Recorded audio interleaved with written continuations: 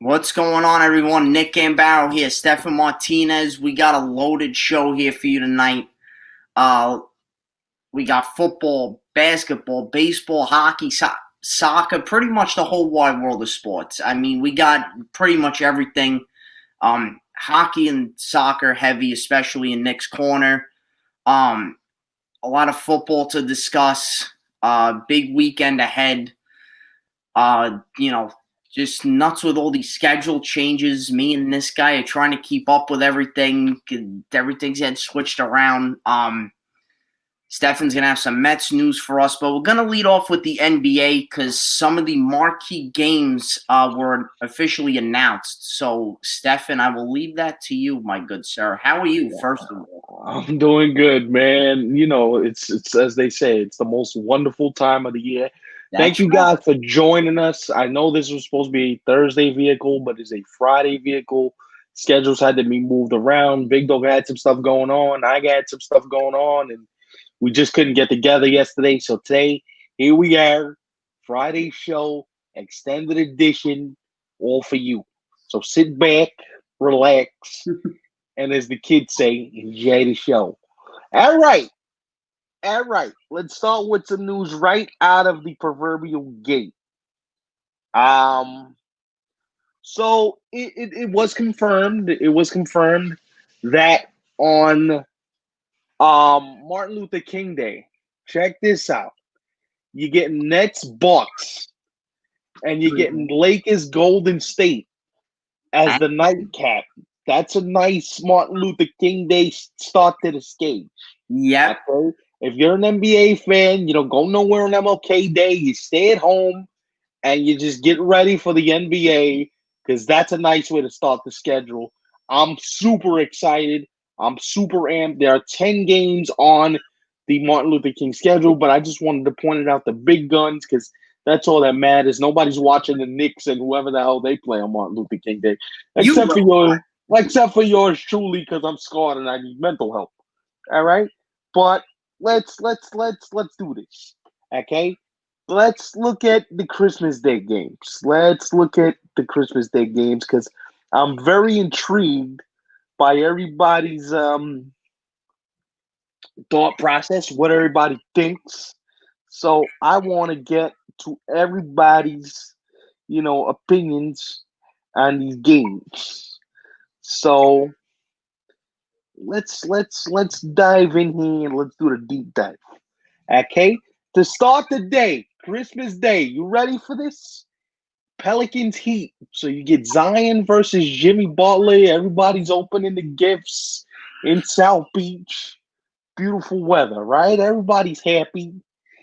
Imagine being in Miami right now. Oh, what are you doing to me? 80 degrees. Oh, All right, so that's the 12 o'clock. You're still getting the coal out of your eyes. You're feeling a little extra groggy, so you're not all the way alert yet. Then we come back at 2:30 with Warriors Bucks. Okay, Steph Curry versus Giannis. Will they be future teammates? I don't know. Maybe, possibly. Interesting conversation. That's gonna be fun. And then the Brooklyn Nets. They go to Boston to face the Celtics. Kyrie against his former squad. Little bit of drama. Little bit of drama. that even caught my attention. Little bit of drama there, okay? All right. That's the foist of the games out the stage. Okay? So you're thinking, this is gooch. 5 o'clock, the din just settling in there. You might be getting ready to eat, or you might have eaten already and coming back for more seconds. The 8 o'clock game. Luka Doncic and the Dallas Mavericks versus LeBron James and Anthony Davis, the Los Angeles Lakers. Okay, so this is gooch. Okay, this is compelling stuff from the NBA. They The do it NBA right. usually does a great job scheduling, so. They do it right. They did it again here. And the nightcap, the finale, the grand poobah to finish it up. We got Clippers Nuggets rematch of the Eastern Conference Finals. So how about that if you're an NBA fan on Christmas Day? Well, as the kids say, well, goddamn. How do you feel God, that no Knicks on Christmas Day? Because usually that's a tradition. You upset? Are you okay? well, no, I'm good. I'm good. I don't Yeah, want to you see want my to enjoy your Christmas. You don't want to have agita. listen. And the Knicks usually they either play a close game, so you're clutching your chest early in the morning, or you got to blow up midway through the third quarter and you want to drink Yeah, you don't need that. crap ton of coquitos. So yeah, it's good not having the Knicks on Christmas Day. You don't want an upset stomach. You don't want to feel the stress. I'm out. I'm out on having the Knicks on Christmas Day. This schedule, though, oh my lord. Giannis versus Steph Curry. LeBron versus Luka. Oh, I'm like, oh, by the way, we forget the Eastern Conference, the Western Conference champion. Not Western Conference champion, but the Western Conference semis, excuse me. You got the Nuggets and Clippers to round out the stage. That is crazy. Pretty good. That's pretty good. If you're an NBA fan, that's stuff of legends right there. And you didn't even get the. You're not even. Sorry, the phone's ringing. The NHL can't fart around and get going on January 1st. Well, that ain't January 4th ain't happening, but we're hearing about now maybe January 15th or possibly early February start. Possibly. You're being kind when you say early February. You're being kind when you listen. I don't think they play games in January. I just don't think it's feasible. I think you're gonna probably play in February. But yeah, I agree, Emilio. The NHL can't fart around. I'm dying over. I need hockey back badly. Listen, folks. So I say this with love. This guy's pestering me every couple of hours. Yo, what do you got? I'm on Twitter. Like right when work ends for me, I go on Twitter. I scroll and look on my favorite, Chris Johnston's Twitter, Elliot Friedman, all the Sportsnet guys. Constantly looking for answers, but we'll get more into hockey in Nick's corner. Right. But these NBA games, those NBA games are good. When does the NBA officially start? December 22nd, opening night. That's nice. That's playing that night, opening night. We got. Check this out for a little spice. All right. You got the Nets and the Celtics in Brooklyn opening night. Ooh, ball. And then I think the nightcap is I think it's Lakers Clippers 10:30. Who are you rooting against more, Brooklyn or Boston? Nah, you got to root against Brooklyn. You got to root against Brooklyn. Got you. Got to root against Brooklyn. I'm out. And me, I'm out on that. Hockey and rips for Nick. That's right.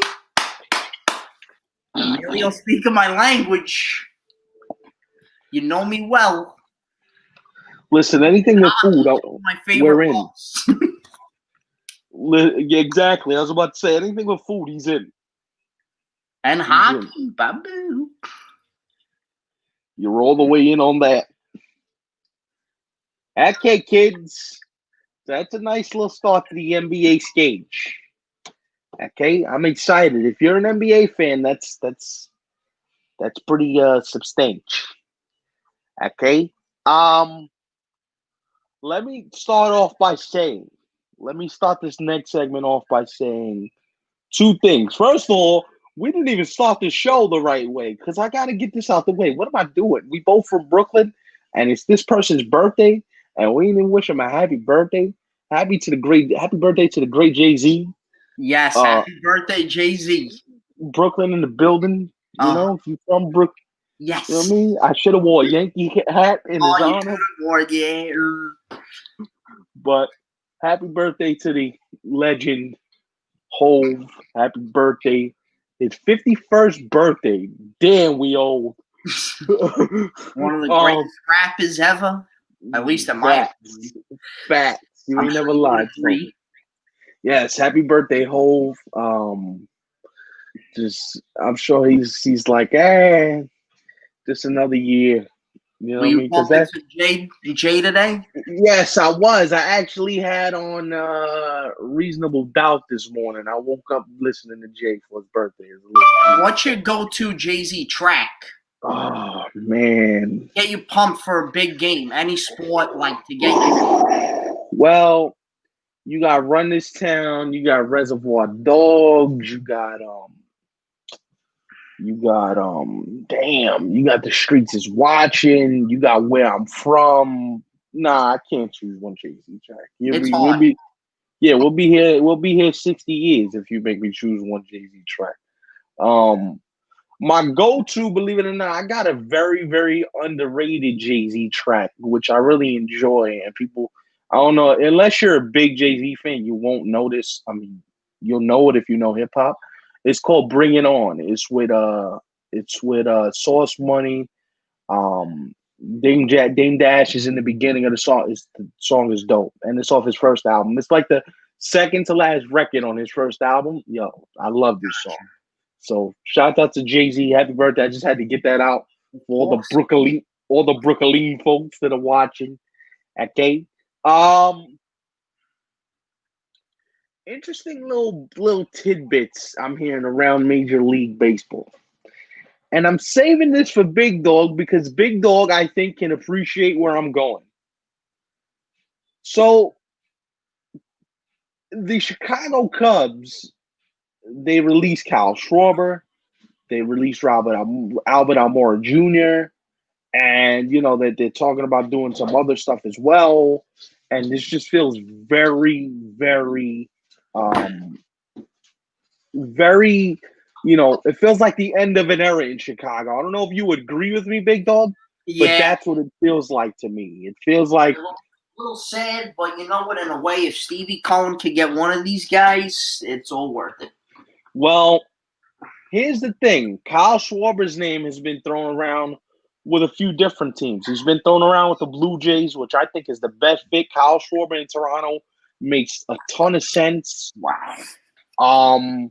He's also been linked to the Washington Nationals because there's a DH in the National League this year. He's been linked to a few different teams. He'd be great at Citi Field. He'd be great at Citi Field, which is where I'm going next. I think the New York Mets are going to do one of three. They're going to do three things. Okay. Kyle Schwarber's not one of them, I don't believe. But I think if you gave Steve Cohen truth serum, he'd love to have a left-handed bat with some legitimate power. So I think they investigated, to say the least. I think the Mets. I know all the talk, all this winter has been the Mets should sign JT Realmuto. We get it. I understand that if you're a Met fan, you want to see JT Realmuto signed. I understand that. That guy's the best catcher on the market. But I'd argue that James McCann is the smarter bet. And here's why. Okay. James McCann, not that he is JT Realmuto, but he started to hit for power his last couple seasons in Chicago. 850 OPS. His slugging is like 700. You know what I mean? Like, the guy's solid, and he gets things done behind the plate. So, if you're Steve Cohen, do you want to give JT Realmuto 5 years at $115 million? Or would you rather give James McCann 4 years at maybe between $60 and $75 million? With an option probably after the third year. I think you probably go McCann simply because JT Realmuto, you're paying him for his name. And catchers, they usually don't age particularly well. And JT, he's of course, I think the Phillies pay him a ton of money. I don't think the Phillies just let him get away. I think the Phillies try to lock him up. I think if the Mets really go in on James McCann. Now, here's the thing about James McCann, though. There's other suitors for him as well. There's the Blue Jays. Again, the Blue Jays are everywhere in this market. So if you're a Blue Jay fan, you get the feeling you're going to walk away with at least 3 or 4 free agents this year under your Christmas tree. That could include Francisco Lindor via trade, which Big Dog asked me about yesterday. That could include possibly Trevor Bauer. That could include JT Realmuto. Like the Blue Jays are well positioned to do some things. So if you're the Mets, you just got to keep plugging away. If you can get James McCann done, do it. The guy's a good defensive catcher as well. I think Steve Cohen has a plan. I think him and Sandy are going to be aggressive. They're going to attack this market, and they're going to see what comes of it. Trevor May, however, the signing of Trevor May, I love it. I looked at this signing for the Mets. I'm like, wait a minute, you got that guy for 2 years at $15 million, and that's it? That's all you paid? For a guy with a bowling ball sinker, he throws about 98, and his changeup is dirty. And you paid $15 million for 2 years? All right. That's not bad for a guy that you could put in the back of your bullpen and go, hey, big boy, get me 5 huge outs real quick. So very, very good start to free agency by Steve Cohen and the New York Mets, who I expect to remain busy and who I expect to do some I wouldn't say spectacular things, but I think they're going to shake up New York a little bit. They're going to get some stuff done. We're coming for you. Hey, it's all good. And the thing about it is, I don't really know. Everybody else is in a financial crunch. Well, the Mets don't seem to have that financial issue.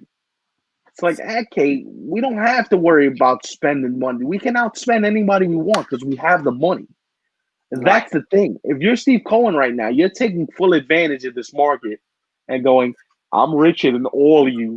Oh, by the way, I'm not tied down to the pandemic, and I can spend however much money I choose. Not that he would do that, but he has the option. Is all I'm saying. So if you're a Met fan, you're well positioned, okay? And I think this is going to be very, very compelling next couple weeks, to be honest. I think all the big free agents come off the board by, I want to say, maybe Christmas. Before Christmas, we'll see guys start to get signed because guys want to know where they're going. Where am I going for spring training? Where are we doing spring training? Is COVID still going to be an issue for spring training? And where am I training and buying a house or an apartment, subletting or whatever? I think guys start to figure that out relatively soon. So, I mean, the Mets are going to be well positioned. The Yankees, the thing about the Yankees is I don't see them doing anything major other than DJ LeMahieu. But I say that, and then they turn around and come on, you know that's just all a ploy, and no, we're not going to do anything. No, I know we're the Yankees, but we're going to be all, we're not going to do anything crazy. Watch, because especially if Stevie Boz does something big, they're going to want that to, Right.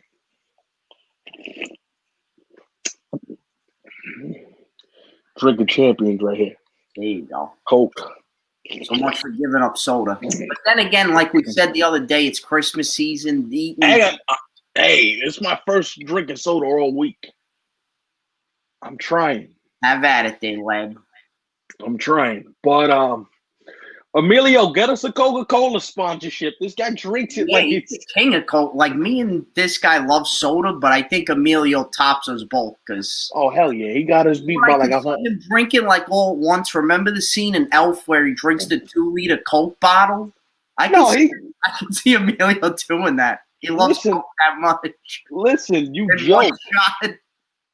You joke. Emilio's probably like, bro, I do that for breakfast, fam. Oh, yeah. Do that for, get out of here. Oh, that's another list. Top 5 sodas. That's a good list. Emilio, you got to make a list for us. We'll be here 60 years. Don't do this, man. That's hard. I mean, me and you know what that number 1 is, but. Oh, yeah, of course. But, yeah. It's Dr. Pepper, and it's not even close. Yeah, we'll say it's Dr. Pepper by a long shot. It ain't even close. Yeah, man. Listen, Dr. Pepper's good stuff. The greatest food on earth right there. Amen. Facts. Interesting little thing I'm hearing though. All right, I want your feedback on this. So there's rumors that the Mets really want George Springer, and that they've talked about possibly What's up, Skip? Hey, I respect it, man. I respect you, Skip. I respect your love, It's man. his traditional saying, so he's got to start us off with "Let's go Jets" every week or every show.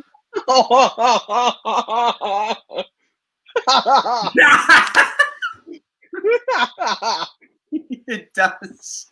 Yo, this guy, every time we'd eat together or have a show and he'd come in the station, bottle of Pepsi, bottle of Coke, get one of the two. Yeah. We'd go out to eat. He'd get like the biggest size Coke there is. Damn, I miss going out to eat as a group. I miss that, man. Damn it. Oh. Those cheese fries and roast beef with cheese. Oh. You got to do roast beef sandwich with the cheese. Of course. You got to go. And you got to get the extra gravy. You're gonna John, get, he's a big rolling roaster guy. I mean, how can you not be? Listen, if you're gonna do it, you got to do it right. And for those of you not from New York wondering what is rolling roaster, you got to come to Brooklyn and experience it. I mean, the French fries, the onion rings, the roast beef sandwiches, the milkshakes, the chicken fingers, chicken tenders with the sweet mustard, with the mustard, God almighty, man. Oh, man. Listen, me and this guy, we've taken maiden voyages over there. Charge the power. We walked there from his house. From my house. Like a good 45 minutes to an hour, but it was worth it. It was summertime. It was a nice day. And we talked the whole way, so it wasn't even that bad, but that was great. It was. Oh. Anyway, what would you say if, because I think George Springer would be a great fit center fielder for you guys. I think that'll be a great fit. The guy, absolutely, he'd be a great fit. But I do think the Blue Jays are the team to watch as main competition. Like I said, I'm sorry to cut you off, but the Blue Jays feel like all of a sudden to me that they're going to be, and you've been telling me this for a while, but now he's got, like, they may get LeMahieu, they may get Springer, they may get this one, and they already have a young, upstart team already. Right, yeah. So I feel like they're starting to come up, can compete with you guys and the Rays, so should be interesting, at least. They feel to me like what Atlanta felt a couple of years ago. Yes. I kept mentioning Atlanta, and people look at me like I was mental, and I'm like, listen, they're coming, and look, before you know it, Atlanta was here, and Atlanta's not done making moves either. I think Atlanta does some stuff. I think they add a power bat. I think Atlanta would be a great fit for Kyle Schwarber because they need that left-handed power in the middle of that lineup to go with Freddie and absolutely. Yeah, so I think that there are a couple other things. And like you said, Toronto just feels like that team that's up and coming. They've been kind of catching people sleeping. All right, we're not in your psyche, but we're getting close. We're getting close to here, and this is where we are. So if you're the Blue Jay, if you're a Blue Jay fan, and if you're from Canada, just get ready because there's a lot of fun stuff. Gotta love Canada. Of course. Speaking of Canada, now I want some Tim Hortons. And soda. Speaking of soda, remember Pepsi Lime? Emilio, remember Pepsi Lime way back in the day? Remember the Pepsi up in Toronto while I was there. I had to get it. I was like, oh my God, they have Pepsi Lime here? Remember the Pepsi Blue? that it tastes like Pepsi lemon twist. Oh, that was good. I love all those special flavors. My dad's like, traditional or regular. I gotta have regular Coke. I can't eat that special crap. Why do you like that? I said, what?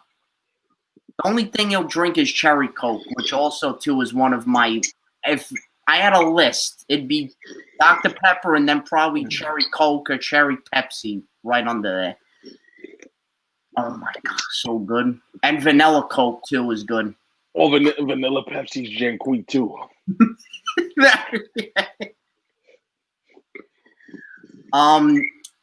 But let's get into some football here before we get into Nick's corner. Right. What you got? This is such a weird time.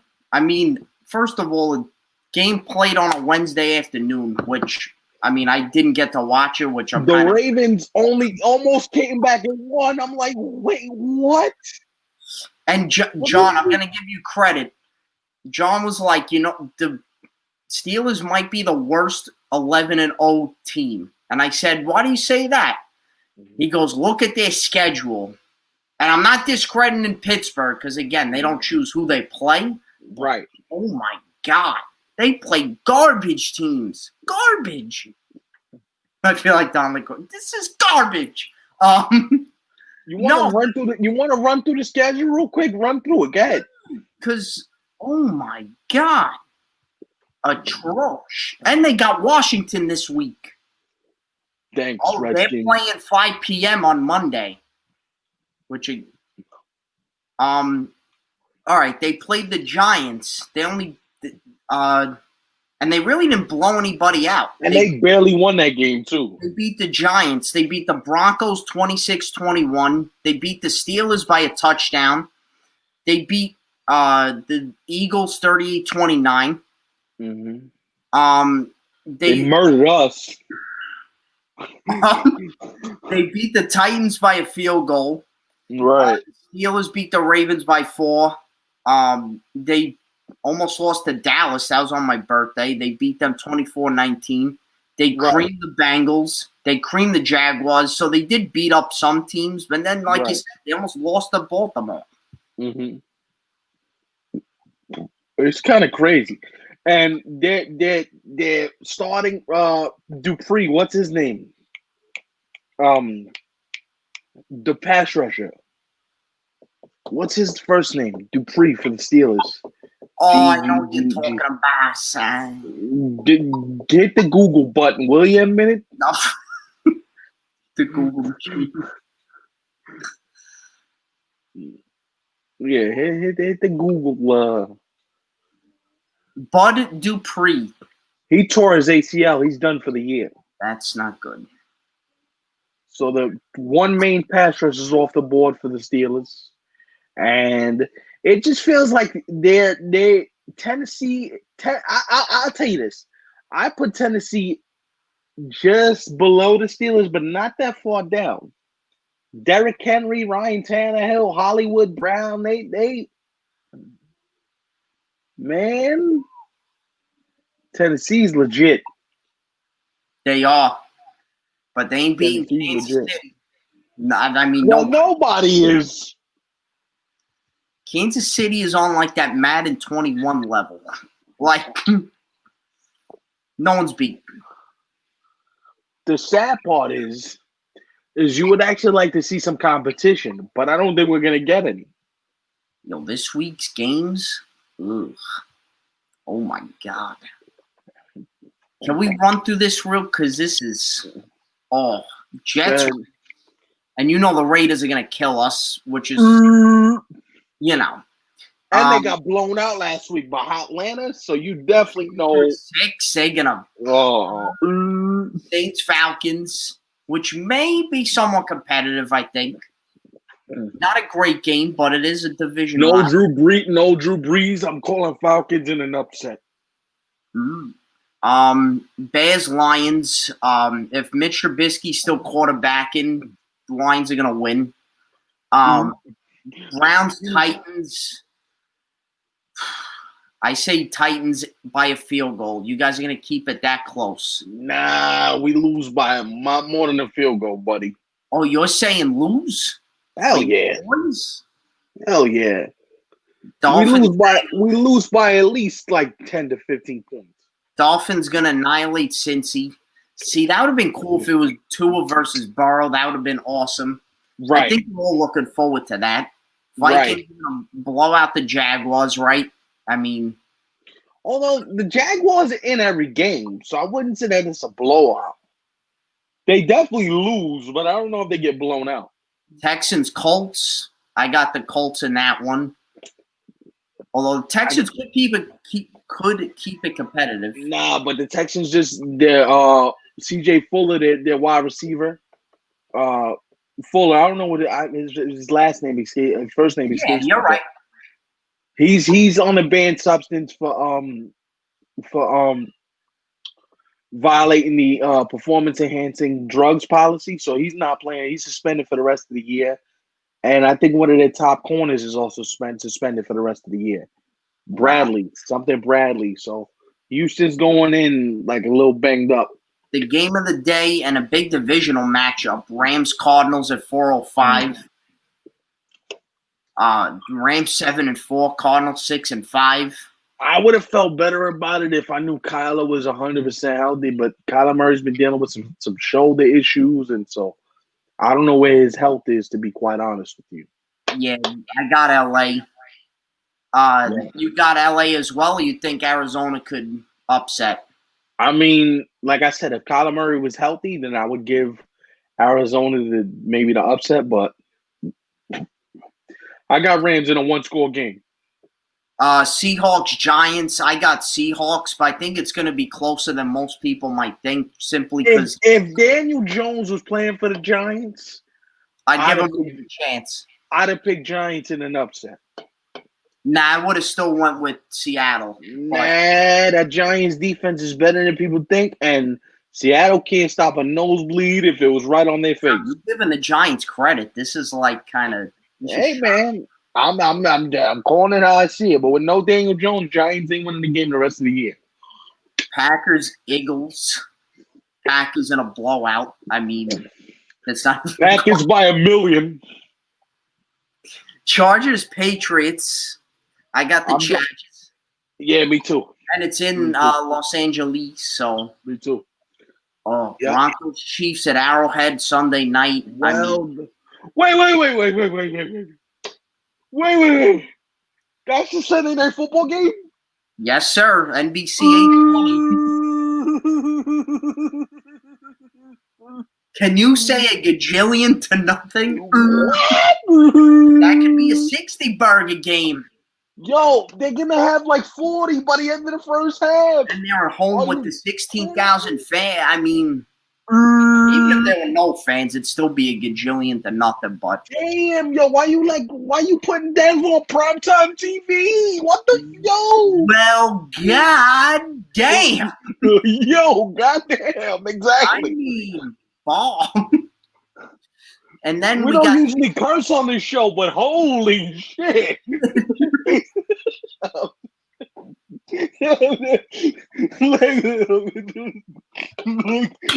like who thought that was a good idea? Like, wait, let's be the NFL schedule makers. Let's put the Broncos and Chiefs on Sunday Night Football. Whoa. Monday afternoon, well, really night, because it gets dark out at 5 o'clock. It'll be like a Monday night. You got like pitch black. Darkness. Steelers, Washington, and then 49ers, Bills. Not bad for Monday night. That right there. I'm going Bills over the Niners. And that's going to be at in Glendale, Arizona, because of the new COVID-19 restrictions in California and the spike in the Santa Clara, San Francisco Bay Area. So they're playing. And LA County is close to a shutdown. So. And then Tuesday, 8:05. So we get like back-to-back Monday night games. Not Monday. You know what I'm saying. Cowboys Ravens. Oh, that's like the bad beating the worst. If it was like Dak versus Lamar, I might be more excited. But Ravens should win by at least 2 touchdowns. At the very least. But I doubt it because if RG3's throwing, he might run his way into an interception. Right. Wow. I'm stuck on that, man. You got the Chiefs Bronco. What the? That messed you up, man. Yo, like, wait. We never curse on the show, but exactly. I was like, wait.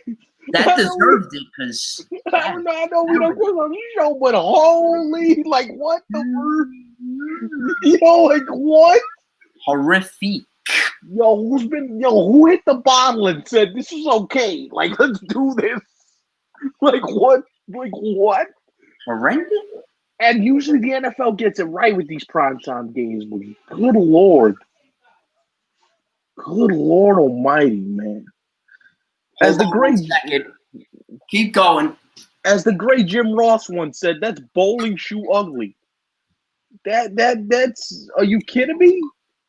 And then you're gonna Al Michaels and Collinsworth are thrilled to call that one. What's that? They're running to the monitors to call that one.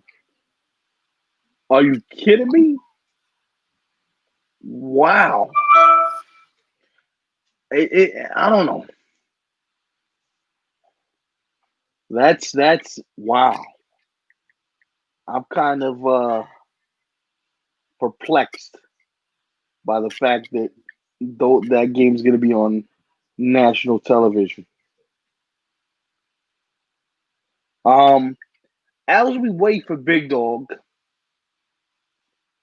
there are some interesting trends developing around the NFL in regards to player safety and all these different things. Now, the NFL was trying to figure out whether they want to do a playoff bubble. However, a playoff bubble to me. Oh, everything good? Yeah, Grandpa just wanted to tell me my food's here. And like, all right, thank you. So I'll eat that show. Yeah, me and you are gonna we're both gonna I'm having sushi tonight. What are you having? Oh, I'm thinking about getting a sandwich from somewhere. Oh, nice. I'm in like a sandwichy mood with some cheese nips on the side. Ooh, I wasn't even thinking about that, but I'm thinking it now. Here you go. So I was just telling the people, the NFL is thinking about tightening their COVID restrictions because it seems like people aren't adhering to the mandates. No. So the fines are gonna go up. I heard from 250,000, they're gonna go up to 450,000.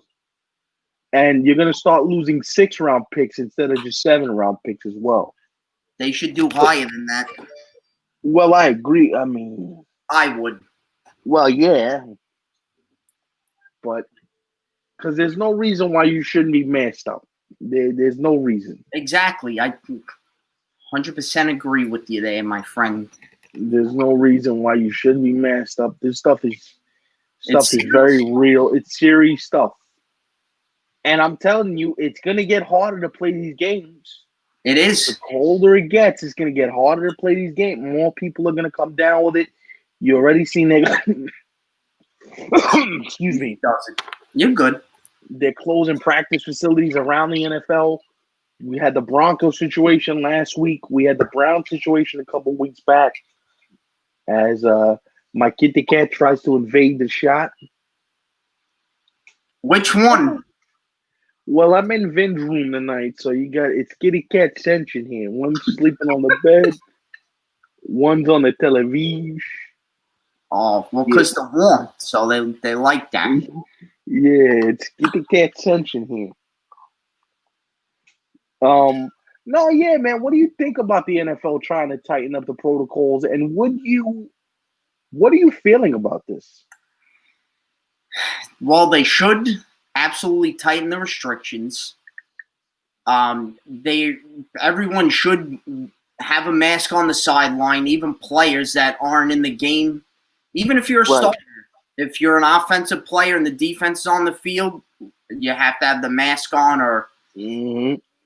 you got to find these and even the players too. I would find individually Mm-hmm. take away like a 4th or 3rd round draft pick. Mm-hmm.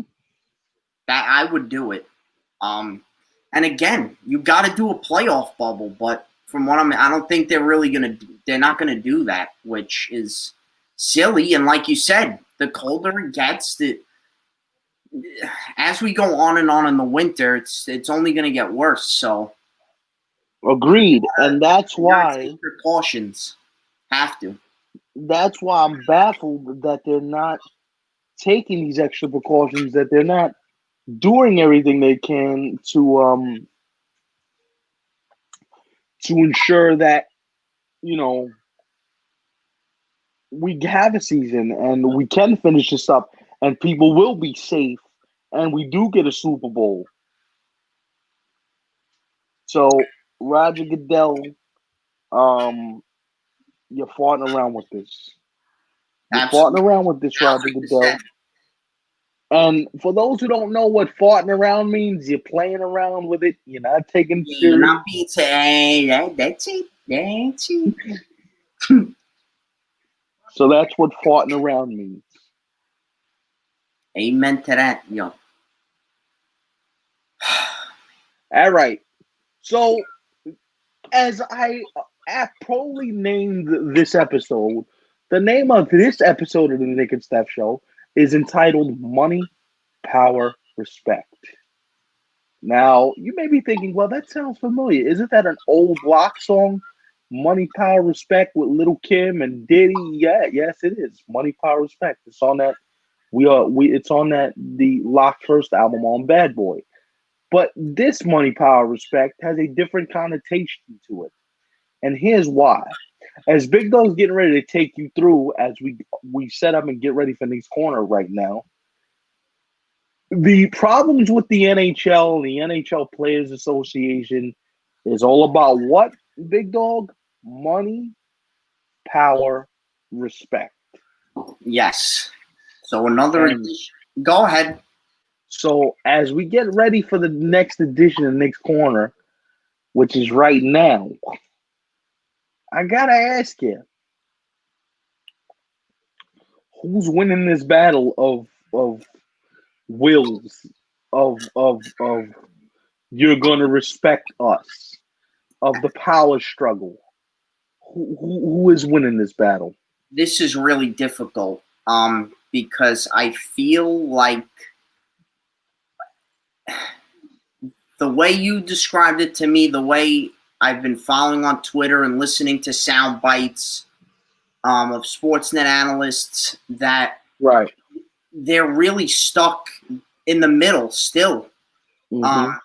Because some of the owners, at least 10 of them, don't want to play. A lot of players don't want to play unless if they get their prorated salary or just paid evenly for the amount of games, not paid a little bit, but then you got to owe, what was it, like $600 million back to the owners after the season, which is, I was like floored when I heard that. I was like, what? Mm-hmm. So part of me feels, and I'm trying to be an optimist, I think at some point, because it'll really do a lot of damage to the league financially and just the image of the league itself, I think they're going to have to come to a point where they're going to have to compromise and say, okay, what can we do to ensure safety, which is hard right now, absolutely. Right. TV money is on the line. I mean, now money shouldn't be really even discussed right now, but that's Right. the reality of it. TV money, the player salaries, and owners are worried about losing money because they already are losing more and more money. And as we know, and it frustrates me, but at the same time, I also love hockey for that reason. And I've came around to understand that, like, because I'm always like, I wish there was more money in the game and this and that, and it was more recognized. But you know what? That's what kind of makes hockey special. It's that special thing that no one else really likes or pays attention to, like it's my thing or it's our thing in terms of a hockey fan community. But regardless, it's very hard to determine. And now today, there's some tweets, if I could read them, because I was going to go into the articles, but they're just long, and so I'm just going to read little snippets. So Elliot Friedman, Frank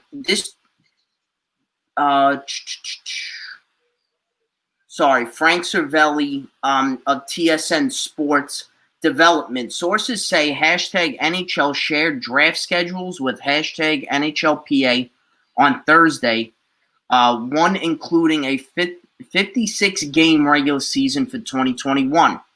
Drafts were based on January 1st start date. That was supposed to be the start date for the season. But sides discussed pushing that back January 15th or 16th with a question mark. Total talks were unrelated to recent economic requests. Difficult to say this is also from Frank Cervelli. Difficult to say. Definitely progress has been made. Given the outstanding economic issues and skyrocketing COVID-19 numbers. But to me, this is one of the most positive signs yet that there will be a 2021 season. We'll see where this all goes. Two sides remain in discussion. Then just one from Pierre LeBrun. A January 15th start is now being discussed. Source says really no choice given that January 1st doesn't seem realistic. At this point, economic issues still unresolved, but both sides are keeping. So basically, there's all this talk of when the draft will be, when the schedule will start, when the season's going to be played. Now there's a possibility where teams are exploring the idea of playing outdoors, which I think is a great idea, because, and again, this is just what I hear and follow in terms of medically speaking, but but that, it's worse indoors than outdoors, especially in the cold. But regardless, it's still. And again, nobody really knows. This is all conjecture. I didn't mean to cut you off, Big Dog, but nobody really knows what's what in terms of course. And I'm not saying I'm a doctor or you're a doctor, but this is just what you hear because we follow it very closely. Right. Now, I have some additional reporting on this subject, which I wanted to save for now.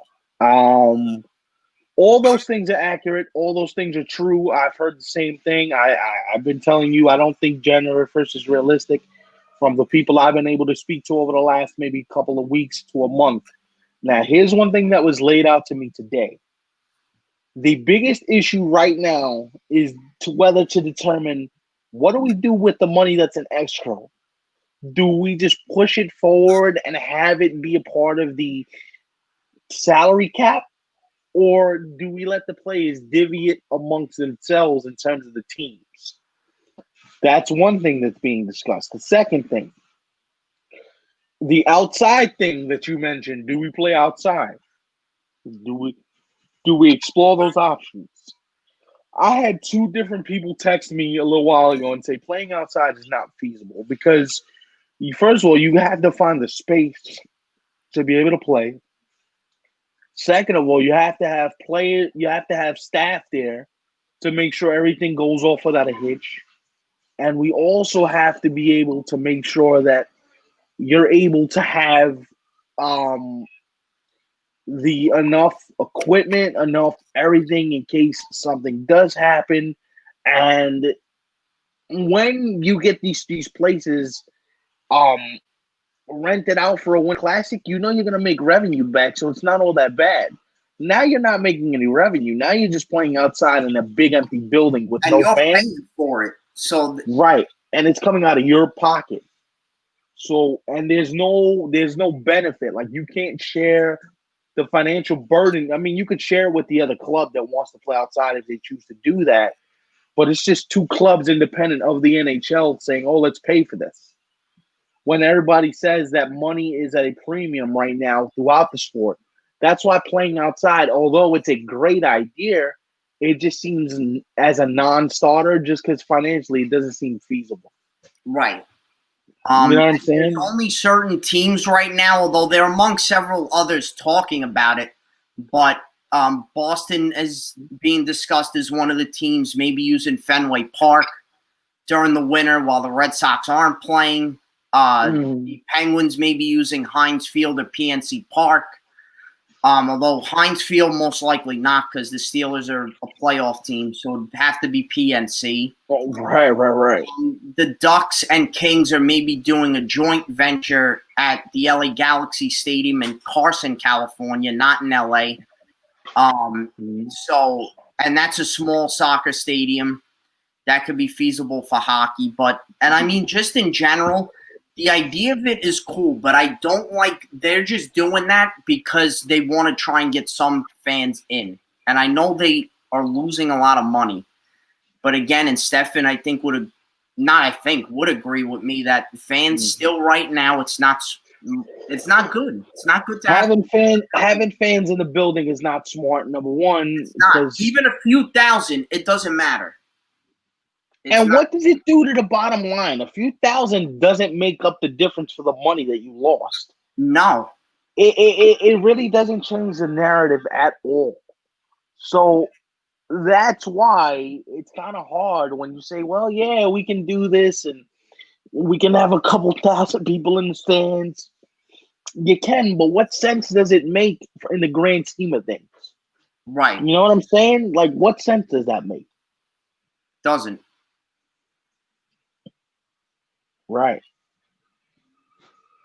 And the thing about it is, and the hard part is, yeah, you want to make money. Yeah, you want to make sure that you're recouping revenue. This is what this is all about.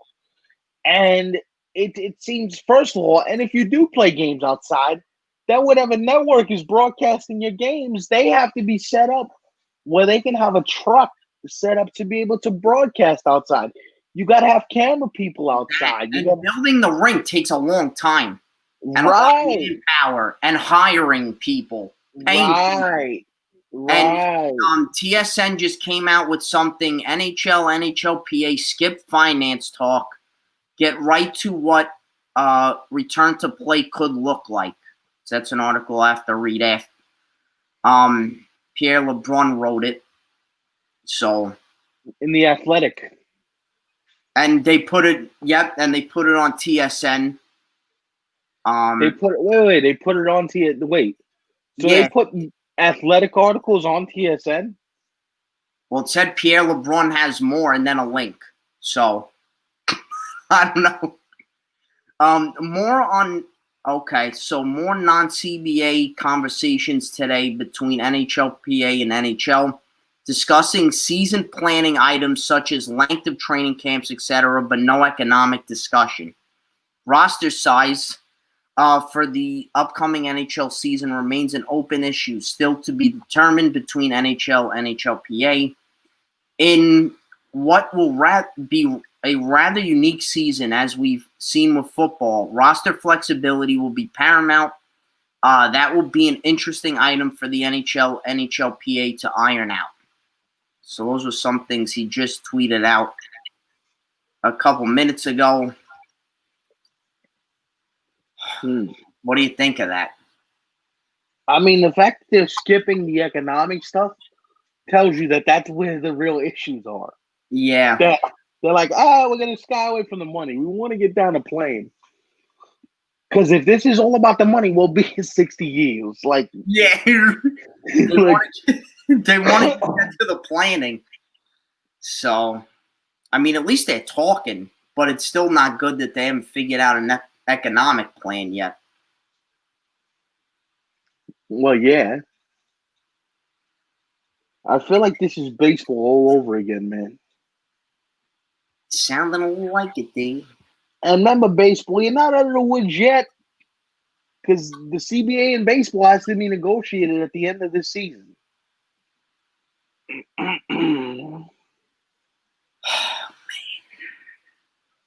Interesting stuff here. And then last night I'm talking to him on the phone, and I'm thinking about where teams can play, what stadiums, and Stefan always, how can you be thinking about that? You got to figure things out first. I'm like, can't I just think of ideas and imagine what a hockey season would look like? You're trying to crap on that too. I mean, you can, but can we get a schedule before we start figuring out where teams are going to play? I know. I'm like, where can the Islanders play, and where could this one play? Oh, my God. The All-Canadian division. That'd be, this one's going to play here, and this team's going to play there. Help us. Help me. And L.A., the Kings shouldn't play in they should play in the LAFC stadium in downtown. Geographically makes sense. Look at this. He's holding the head. He's like, oh. Speaking of which, outdoors, I got a top 5 list today. Which will be more of a regular Which will be more of a regular thing every week. We're going to switch the topic, but I will say to everybody, at least twice this month, I'm planning on next Thursday, and then Christmas week when we do a show, there's going to be 2 Christmas-themed lists. So, just letting you know now, Stefan, ahead of time to come up with, just to have it back in the back of the mind. Oh, you put me on the spot? Nah, you got a while to think about it. I'm taking your idea, top 5 favorite Christmas movies, and top 5 Christmas songs. I think is this for some not breaking news, but here's this for some interesting news, right? Okay. We spoke about the NBA a little earlier and all this, what this will mean, right? Tell me how there's already drama in Brooklyn and the season hasn't even started yet. Reported, Kyrie Irving says, I'm not speaking to the media for the entire season. I will release what I have to say in statements. I don't feel like I have to explain myself, end quote. Skipped media day, didn't talk to the media. Things are fun in Brooklyn already. Get ready, folks. Get ready, because woo-wee! Not talking to the media. And Kyrie, I'm going to stick up for us because now we are now members of the media. So you don't speak to the media, right?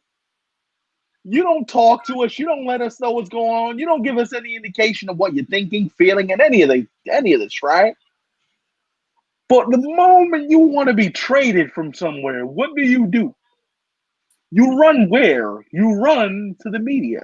You run to the people you claim to be running away from. I got 2 words for you, Kyrie Irving. Matter of fact, it's actually a whole sentence. It's not 2 words. Make up your damn mind. You can't have it both ways. You can't say, well, I want to talk to the media when I want to get traded, or when I'm disgruntled, or when I don't feel good, or when you can't have it both ways, bro. And then the season didn't even start yet. He didn't even play a game with KD yet. And you're refusing to talk to the media already? Already? Not good. Good Lord, I can't wait for their first 4-game losing streak. I can't wait. And you hate them, so this is like I'm just saying, but it's like, damn, can we be adults? You get paid to play and talk to the media. It's like if me and you do a show, right? If me and you do a show and then people want to ask us questions afterwards about the show, or people want to engage with us about topics, it is our job to engage with the listener, to engage with the viewer, to engage with whoever is there who consumes our product. Right. That's just lazy. I'm sorry, but it's lazy and it's tired. Big Dog, I'm sorry. I just had to vent that out because that bothers me. You're right. Good Lord, man. Petulant child. Can you imagine him with the Knicks? I mean, Jim Dolan would have loved him because Jim Dolan doesn't want nobody talking to the media. Leon Rose was hired 5 months ago. Leon Rose. I don't even know what his voice sounds like. It's like, well, damn. Can we talk? Can you talk to the media? Can you give us something to talk about? Because this right here ain't it. Back to Nick's corner. I'm sorry, I had to get that. They're right. Top 5. Good Lord, man. NHL. If I could choose, top 5 NHL Winter Classic dream matchups. I mean, I had like a whole list in my head, and I did give some honorable mentions for Stadium Series games, since they are outdoors as well. But I'll go with the Winter Classics first. I mean, off the top, Islanders versus Rangers at Citi Field. It's got to happen. I don't know why it hasn't happened yet. It's one of the greatest rivalries in the sport, going back to the 80s. I mean, even back to the 70s, mid-70s, these two teams, these two fan bases absolutely hate each other. It is the biggest New York sports rivalry by far, simply based on history, geographics. They've been in the same division for the entirety of, the Islanders' existence, because the Rangers are older. But since the Islanders came in the league, we've been in the Rangers division. So, yeah, Islanders Rangers at Citi Field. Now, they did play at Yankee Stadium, which I went to. Stadium Series game. Yeah, Doc and Eddie O called it. I mean, it was a great experience, but we lost, so I was absolutely furious.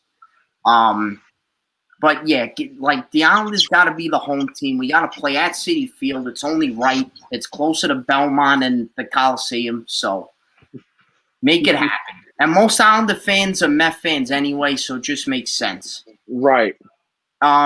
This one I also am dying to see, and why it hasn't happened yet. I mean, people say in the league, Canadians Bruins is the biggest, and I agree with them, of course, historically. But I mean, the two biggest teams in Canada, Montreal and Toronto, at Rogers Center. You open the roof, you let it fall in, nice snow on a Toronto, cold Toronto day. I mean, how did they not have Maple Leafs Canadians an outdoor game yet? I don't understand. Wow. Yeah, I'm flabbergasted by that. Arguably the biggest rivalry in the history of the sport, besides flabbergasted by that. I'm imagine you got the CN Tower overhead looking in, snow coming down in Rogers Center, packed house. You might have to get Doc out of retirement for that one. Oh, for that one, yeah, gotta happen. Hey Doc, let me get one more from you, and then they've never played in an outdoor game. So I'd say Canadians versus Maple Leafs at Rogers Center, which actually might get knocked down now if the Blue Jays get a new stadium. Flyers versus Penguins, which has happened twice before, so you'd be like, you're going to do that again? But I'm sorry. Who doesn't love Flyers, Penguins? And play it at a stadium where it hasn't been played yet, which I don't know why, and you're a huge baseball fan. Citizens Bank? I actually picked PNC because they haven't done an outdoor game yet there, right on the river. Like, I'm very surprised. At night when it's freezing, you get a little snow flurry. I think Citizens Bank, because I love that stadium. I went there when I was a kid. It's a nice ballpark. But if you do PNC with the river in the background at night, the Roberto Clemente Bridge, and you know why? Because they haven't done it yet. A game there, so that's what I was thinking. So Flyers, that would be really cool. That would be awesome. In fact, if they could pull that off. Philly, Pittsburgh, because they played at Heinz Field before in a Stadium Series game, and they played at the Lake in Philly, where your boy Claude Giroux scored the game winner. So, and Doc called it, which is one of his great calls. And then you go to Primanti Brothers, you get the full on pregame meal it up, sandwich. See, you gotta do it right. Game too.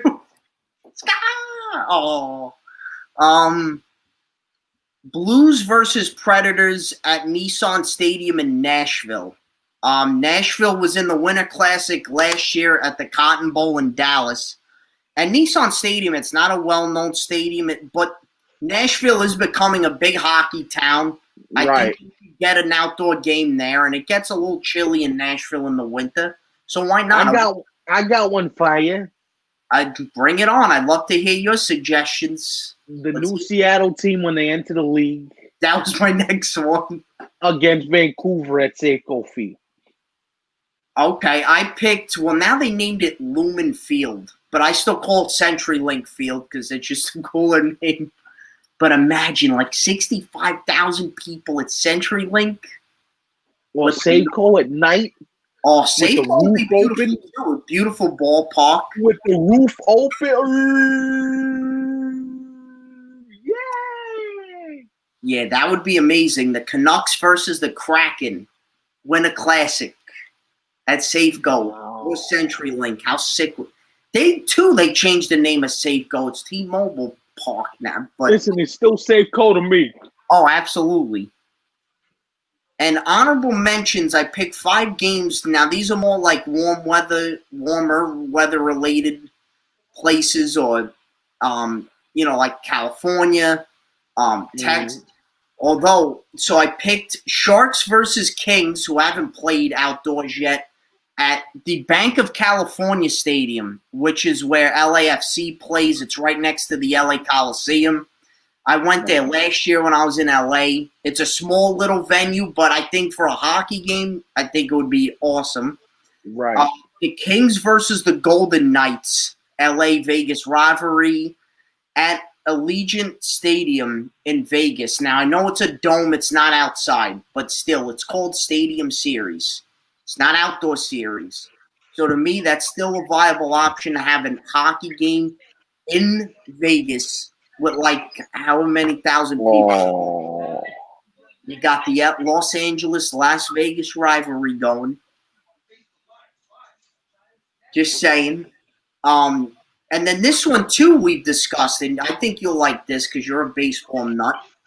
Ducks versus Sharks by the Bay at AT&T Stadium in San Francisco, which hasn't been a venue yet for an outdoor game. Actually, none of these have. So I think an AT&T right on the Bay. The Sharks are big there. So I think they could easily sell that stadium out for a Sharks game. Oh, yeah, with the river in the back. Oh. They already used Levi's a few years ago when they played the Kings, but why not Ducks, Sharks? Let's do it. A little SoCal versus North Cal rivalry. Chicago versus the Stars at Jerry World. Now, I picked Chicago. Although Dallas does have a massive fan base, but I think playing Chicago would help bring more fans in for the game, and that would just be sick. Yo, imagine 9,000 people at Jerry World. And they're division rivals, so... that would be epic. I would travel to that game. I'm not a fan of either team, but just to be there, yeah. And then the last one in Florida. I don't know how they pull this off. You got to have some kind of cooling system in Marlins Park, but close the roof. Have Lightning versus Panthers at Marlins Park, which I don't know if that would ever happen, but that'd be cool to see at least one time the two Floridian teams play in a big stadium. But that might be kind of hard to pull off. Right. But I was even thinking, too, again, not a big fan base, but like the desert rivalry, you get the Coyotes play the Golden Knights, either at like Chase Field where the Diamondbacks play. I think that'd be cool, or the Cardinal Stadium. So, got some ideas. You know. Okay, soccer. Got it. See, I see the smile because you're looking for the accent, Sad. I see that cheeky smile. Okay. Now, a little messy news foist. This was a quote from the interim Barcelona president on Lionel Messi. Quote, economically speaking, last summer, I would have sold Messi. It would have been the desirable option for what you bring in and what you save. La Liga has strict salary limits. Now, I mean, right away that caught my eye because I would have. It seemed like without a doubt he would have sold Messi. There have been rumors now swirling with maybe him going to PSG or the full name Paris Saint-Germain in Paris, because of his former Barcelona teammate Neymar is trying to lure him to Paris. Look, they are one of the top European clubs, and I want your opinion on this, Stefan, in terms of American sports. They have big-time players, particularly at the offensive position at striker. They got Kylian Mbappe. They got Neymar. But they don't have, and then they want to add Messi. They're very top-heavy. You could even say maybe they're like a Toronto Maple Leafs, although PSG has gone a lot farther in tournaments and has won trophies other than Toronto. But financially, that's an interesting statement, right? From the for an interim president to say that about possibly the biggest player in the world and your best player on your team. Right. I mean, what do you make of that? Because you're into the financial aspects of sports. I make of it that everybody's struggling in this pandemic and that it's very real and that people are dealing with all types of, serious financial issues. But I will say it's kind of crazy to say that I would have sold Messi and I would have gotten rid of him and I would have done this. Maybe there was something to those rumors during the summer, man. Maybe there was truth there and we weren't overreading it because there's usually not such a public breakup unless there's something going on behind the scenes. And now we know. Yes. You were getting too big financially. And look, Messi's still great, but he's older. And a lot of sports now, they want to capitalize on youth. They want to make sure if we're going to pay you, you're going to be worth paying as you get older and as your body changes and you go through all these different, changes. And Barca's not a top 10 team this year. They've been mediocre, really, at best. Right. It's crazy. Right. A couple weeks ago, they're in 14th place. So, or 13th. So it just goes to show that maybe they are in that rebuild. It's time.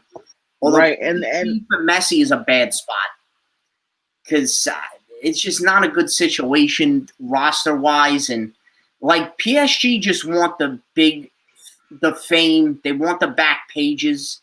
They're really not going to win a Champions League. And no, sounds like the Jetz. Yeah, except the Jets can't win anything, but that's another issue. Or get far. Real quick. I don't mean to cut you off, but speaking of the Jets, I didn't want to do this on the show, but has to come up. Bring it on. I got to. You know it comes up every week. Adam Gase, I'm gonna say it. You're a fool. You're a fool. You are a disgrace to NFL football coaches around. You are a disgrace to coaching and coaches around the world. Around the world. That Don rant was epic.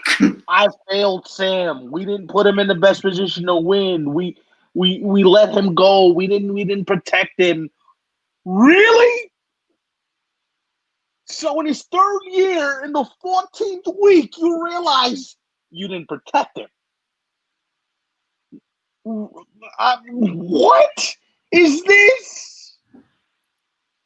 And then the audacity to say, it was on me. And then, he basically admitted, I sandbagged the kid because I wanted Trevor Lawrence. Sabotage. Big dog, I got to give you credit. I didn't want to believe it was true. But I heard the quotes and I says, again, holy shit, Big Dog was right. He was right. I didn't want to believe that it was true, but here we are. Here we are. Adam Gase publicly admitting, I'm an idiot. It doesn't get any more New York Jets than that. It just doesn't. And usually I'll fight you on things like this. Oh, that doesn't matter. It matters now. Yes. He's an idiot. And if you let him get anywhere near Trevor Lawrence, God help us all. Help us all. I will not watch the Jets next year. Good God. Not going to do it. How is he not fired after that statement? How you not fired? Because it is the New York Jets. That's Good Lord. Still watch this piece of garbage team. What in the... Yeah, and then you basically admitted you're ruining the kid and you don't care. You basically just admitted you don't care. You're going to ruin the kid and you don't care because it suits you. What? What? What is this? What is this? Victor, get a Jet fan. They're a disgrace, bro. Can you help me? Can you help me figure out why? What is this? It's the Jets. It's the Jets. Holy I know you hate that, but it's the God's honest truth. What other... I'm almost going to curse there. What bleeping explanation could it be? Oh my God. It is the New York disgrace garbage Jets. Oh my God. A freaking disgrace. Oh my organization. Lord. He said this publicly, Big Dog. I believe He said this to the media. I actually didn't even hear about this until now. But I'm not shocked. I'm really not. That's what Don was ranting about the other day. He basically admitted he failed Sam. He said this to the media. Yes. After practice the other day. He came out and said it. In his third year, in his 13th week, when you're 0-11, you say this. What? What? How? Wait a minute, what is this? I'm not even fazed by it. Holy, that's not even bad. That's just... You'd think I rant, but I've done all the ranting I could this year. Holy crap. And then the poor kid, he goes on radio and defends you every week. Every week he's on radio. Gates is the guy. We got to stick together. Listen, I'm that type of guy like Sam. Like, you be respectful, you be, say all the right things, and you do what you got to do. But saying that Adam Gase is... I believe in him. Well, guess what? He clearly don't believe in you. Wow. If they keep this guy as head coach... If I'm Trevor Lawrence, I run away. I do not come out of college. I know you want to change. You want to be in the NFL. You want to be in New York. I really wouldn't. Do you? I wouldn't. Are you sure?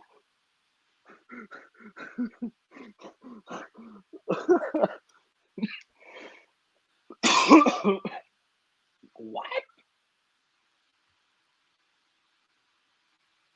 I didn't mean to bring down the mood, but good Lord.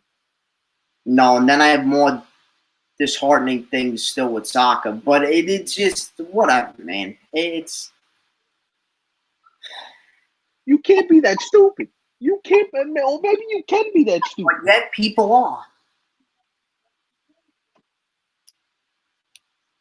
Oh my Lord, man. Holy cow. They need new ownership. They need new ownership. They need a complete... All right. I just wanted to get that Jet point out, but... Because even if Trevor Lawrence comes here and you bring in a coach, as you always say, what is it going to do?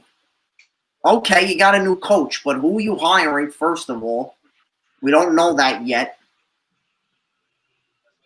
The organization's still going to... Everybody says Bieniemy. Everybody says Bieniemy's the guy. That's who I would want, and that's who I think most smart Jet fans would want. That's fair. But there's 10 other teams around the NFL that want him too. Exactly. And you think he's really going to want to work for the Johnsons and in New York? Hell to the no. Hell no. This is why, if I'm the Jets, I make one phone call. Jim Harbaugh.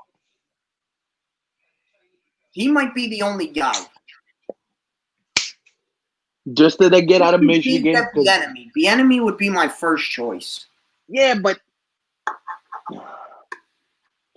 honestly, if he's smart, he didn't even give the Jets an interview. Oh, yeah. God, if I'm Harbaugh, I'd just stay at Michigan and keep getting paid. I mean, good Lord, man. Even though you're losing every year, I mean.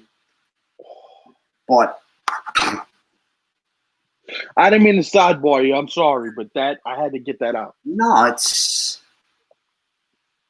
I actually don't know how I didn't hear about that, but you know what? I've been so busy. Like, the Jets really, like, I still follow things with them here and there, but I'm just so, like, sick with them. I can't even, like.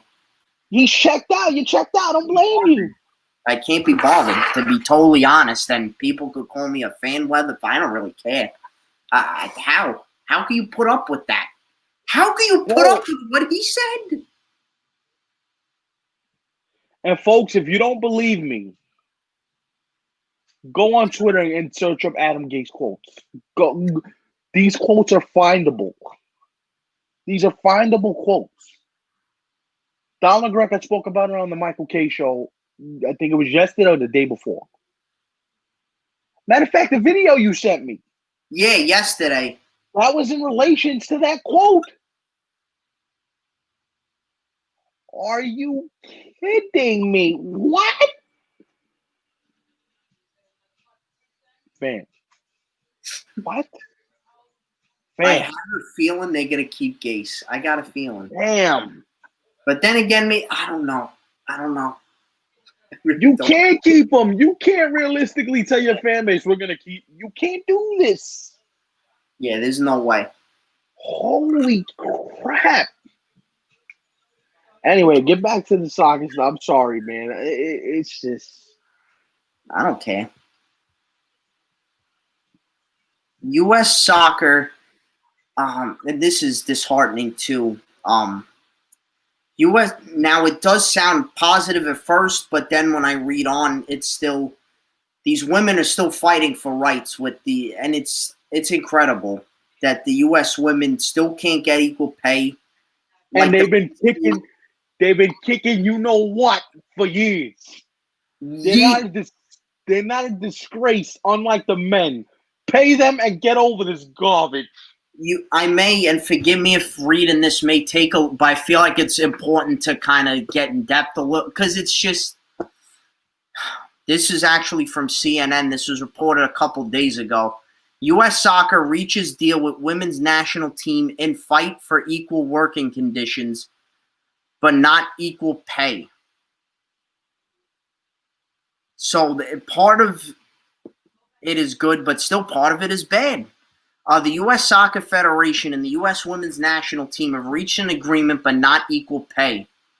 Not about equal pay. The two sides have reached a deal resolving the unequal working conditions claim that the U.S. Women's National Team put forth as part of a larger lawsuit from March 2019. So almost 2 years they've been fighting for this, which claims the women were paid less than the men's team and were also subjected to unequal conditions. A later claim, U.S. Soccer announced Tuesday, has been resolved, with both parties having filed the proposed settlement. In it, the Federation pledges to implement policies specifically related to hotel accommodations, staffing, venues, and travel.